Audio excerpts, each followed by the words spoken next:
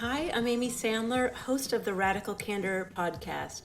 These bite-sized shows feature Kim giving radical candor tips. They're between 5 to 10 minutes long and will be released in between regular episodes. Enjoy it with a snack. So radically candid criticism is helpful. The reason why it's helpful is easy to understand if you think about a simple case like spinach in the teeth.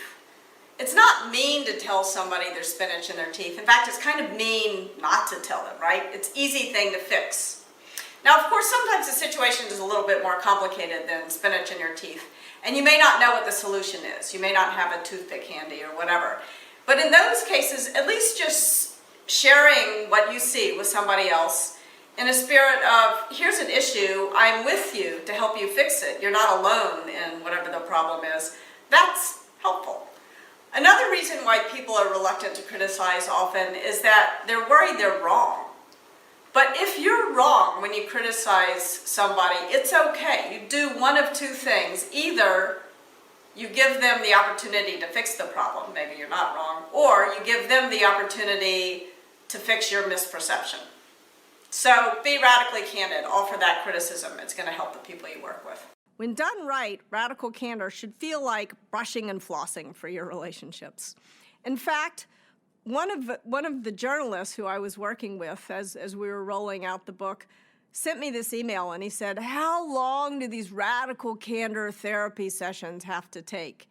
And the truth is that the origin story of radical candor happened in the space of time it took a light to change on the streets of Manhattan. I had just gotten a new puppy, Belvedere, golden retriever puppy, and I loved Belvedere. I adored her so much, I had never said a cross word to her. And as a result, she was totally out of control. So I'm taking her for a walk one night, and she jumps in front of a cab. I pull her out of the way just before she gets squashed like a pancake, and I'm standing on the side of the street with my heart in my throat. And a man, a perfect stranger, looks at me, and he says, I can see you really love that dog. That's all he has to do to move up on the care personally dimension of radical candor. He doesn't have to know my kids' names or remember my birthday or any of that.